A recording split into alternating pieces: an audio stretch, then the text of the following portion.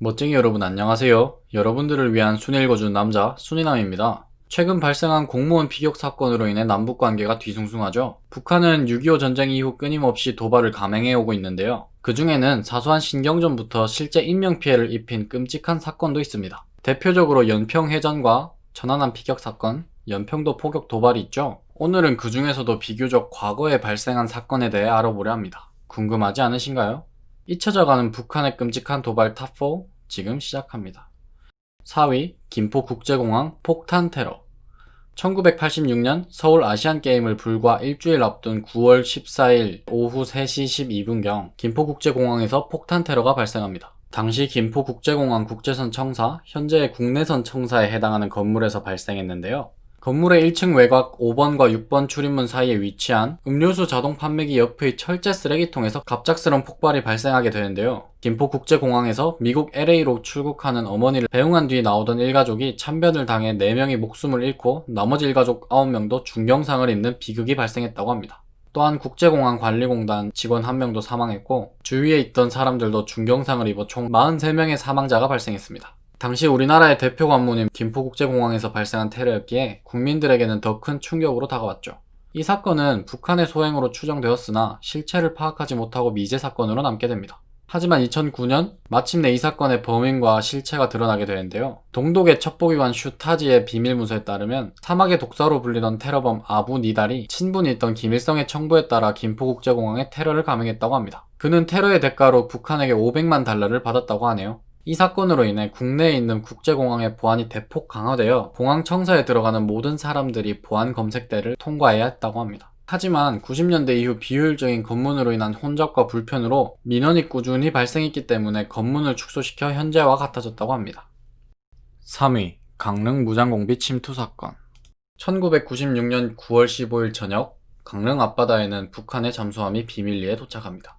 이후 공작 활동을 마치고 복귀를 시도하는 중 잠수함이 좌초되며 해상 복귀가 불가능해지자 육로를 통한 복귀를 위해 내륙으로 숨어들게 됩니다. 18일 강릉시 강동면 안안진리 해상에서 택시기사 이진규 씨가 좌초된 북한 잠수함을 발견하면서 무장공비 소탕 작전이 시작됩니다. 이후 이 작전은 11월 5일 인제군 연화동에서 특전사 장선용 상사가 마지막으로 생존해 있던 정찰조 2명을 사살하기까지 총 49일간 이어지게 됩니다. 이 작전은 1일 지상작전 투입 병력이 평균 4만 3천에 달할 정도로 큰 작전이었다고 하는데요. 18일 16시 40분 강릉시 강동면에서 주민의 신고를 받고 출동한 경찰 2명이 공비 중 하나인 이광수를 체포하게 됩니다. 17시경에는 수색 중이던 국군의 눈에 사살된 시신 11구가 발견되었죠. 이 시체는 모두 비존투원에 해당하는 공비들이었는데 전투원들이 불필요한 비존투원을 사살한 것이라고 합니다. 이후 49일에 걸쳐 공비를 전원 소탕하게 되는데 이 과정에서 안타깝게도 국군 장병 12명이 희생되고 27명이 부상을 입는 큰 피해가 발생했다고 합니다. 생포되었던 이광수 씨는 현재 대한민국 해군 군무원으로 근무하고 있으며 정훈교육 강사로 활동하고 있다고 하네요. 2위 아웅산 묘소 폭탄 테러.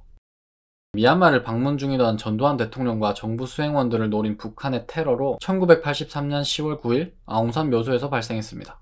당시 미얀마는 사회주의 이념을 지지하던 국가였기에 상대적으로 북한과 우호적인 외교 자세를 보이고 있었는데요. 그러나 경제 등 현실적인 이유로 남한과의 관계 개선에도 많은 의욕을 보이고 있었고, 이에 맞춰 전두환 대통령은 1983년 가을로 예정된 동남아 대양주 순방에 미얀마를 방문하게 되었죠. 전두환 대통령의 공식 일정은 10월 9일 오전 10시 30분에 미얀마의 독립영웅 아웅산 장군의 묘소를 참배하는 것이었습니다. 이를 위해 서석춘 부총리, 이범석 외무장관 등 정부 수행원들과 기자들은 10시 18분경 먼저 아웅산 묘소에 도착하게 됩니다. 이후 전두환 대통령이 곧 도착할 것이니 정례를 하자는 말에 수행원들은 모두 이열횡대로 도열하게 됩니다. 하지만 그 순간 대통령이 온 것이라 착각한 테러범들이 폭탄을 터뜨렸고 상황은 삽시간에 아수라장으로 변했는데요. 대열에서 가장 구석에 있던 2명을 제외한 모든 사람이 죽임을 당했다고 합니다. 테러를 저지른 북한 공작원들은 추적을 따돌리며 양곤강으로 향했는데요. 여기서 대기 중인 쾌속정을 타고 북한 화물선에 숨어 북한으로 귀환하는 것이 탈출 계획이었다고 합니다. 하지만 도착해보니 대기하고 있어야 할 고속정은 보이지 않았고 그들은 다시 산계해 북한 화물선까지 갔으나 그마저도 없었다고 합니다. 결국 북한은 처음부터 그들을 탈출시킬 생각이 없었는 듯 보여지네요. 이 사건은 희생자들의 대부분이 대한민국 핵심 관료들이라는 점에서 우리나라에 큰 위협이 되었던 사건입니다. 전두환 대통령마저 희생되었다면 전면전으로 번졌을 가능성도 있었기에 정말 다행이라고 생각되네요.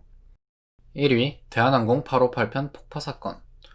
1987년 11월 29일 이라크 바그다드 국제공항을 이륙한 대한항공의 858편이 서울로 오기 전 중간 기착지인 방콕 돈무안 국제공항으로 비행하던 도중 인도양 상공에서 교신이 두절되어 실종되는 사건이 발생합니다. 사건 초기에는 단순 기체 고장 및 돌풍 같은 기상 악화의 가능성이 제기되었으나 이런 경우에는 보통 주변 공항 관제탑이나 공용 통신망으로 구조 요청을 하는 경우가 일반적이라 곧 테러에 의한 공중 폭발의 가능성이 제시되었다고 합니다. 조사 과정에서 중간 기항지였던 아부다비 국제공항에서 내린 일본인 남녀 승객 2명이 출국을 시도하다 위조 여권 사용이 적발되었고 즉시 이들을 검거하였다고 하는데요. 이들은 부녀지간으로 위장하고 있었는데 검거 후 담뱃갑에 숨겨둔 청산가리 앰플을 깨물어 자살을 시도했고 남자는 사망했으나 여자는 앰플을 깨문 즉시 빼앗겨 자살에 실패했다고 합니다. 처음에는 두 사람의 일본 여권을 사용하였기에 일본으로 송환되어 조사를 받을 예정이었으나 대한민국 정부에서 청산가리 앰플을 깨물어 자살하는 것은 북한의 수법이라는 주장을 제기하여 용의자를 국내로 이송하게 됩니다. 추가 조사를 통해 용의자의 이름은 김현희이며 그녀가 북한의 공작원으로 지령을 받고 대한항공 858편을 폭파했다는 자백을 받아냈죠.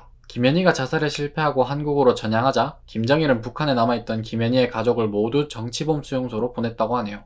이 사건은 104명의 승객과 탑승해 있던 승무원들이 모두 사망하는 최악의 참사였고 이 때문에 미국은 북한을 테러 지원국으로 규정했다고 합니다. 김현희는 사형을 판결받았으나 북한과 관련된 정보를 조금이라도 얻어내려는 목적으로 노태우 대통령의 재량으로 사면받았다고 합니다. 현재는 국정원의 보호를 받으며 살아가고 있다고 하네요.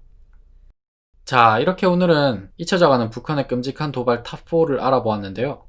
북한과는 잘 지내야 하는 한 민족이라는 말도 맞지만 그들이 저질렀던 끔찍한 테러에 대해 잊지 말아야 할 것 같습니다. 다음 영상은 더욱 흥미롭게 돌아오길 약속드리며 순위 읽어주는 남자였습니다. 감사합니다.